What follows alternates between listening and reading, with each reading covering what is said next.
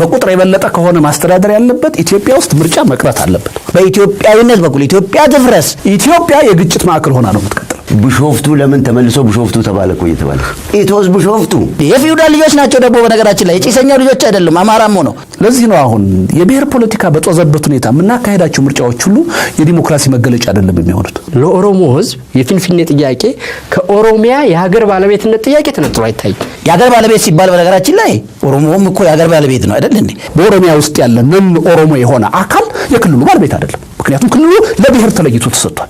በነገራችን ላይ የብሔር ጥያቄ ትናንትም ዛሬም የህዝብ ጥያቄ አይደለም። ህዝብ ቢቆጠር የፖለቲካ ኤሊቶቹ የኔ ቁጥር ነው ብዙ ብለው የፖለቲካ ጥያቄ ማራገቢያ ያደርጉታል ብለን እኮ ህዝብ ነው መቁጠር አልቻለም እኮ ፈርተን። ፊንፊኔ የሚባል ከተማም በኢትዮጵያ ታሪክ ውስጥ የለም። ኦሮሚያ የሚባል ሀገርም የለም። እዚህ ቤት ውስጥ ዛሬ ያደረግነውን ክርክር በምርጫ ዘመቻ ልናደርገው አይገባም። ህገ መንግስቱ ራሱ ከኦሮሞ ብቻ መተርጎም የለበትም።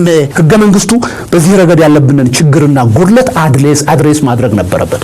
ብሔር ላይ ተመስርቶ የተካለሉ ክልሎችን እናፈርሳለን የሚለውን ነው። አሁንም ቢሆን የታሪክ ክርክራችን እስከመቼ ነው የሚቀጥለው? እንደ ታሪክነቱ አታንሱ አትበሉ።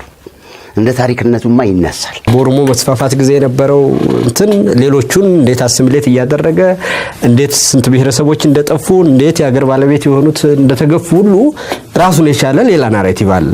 አሲሚሌሽን ቢሆን ከየት መጡ እነዛ ቋንቋዎች? ለምን ይነገራሉ? አሁን ለምን አልጠፉም?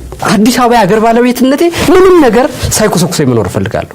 ዋይ ዱ አይ ዶክተር አብይ የኦሮሞ ብሔርተኛ ሆኖ ቢቀጥል ነበር የሚሻለው ያልከው ስልጣን አሁን ባለው ነባራዊ ሁኔታ አሁን ሄደን ቁጥር ጋር ነህ አይደለም።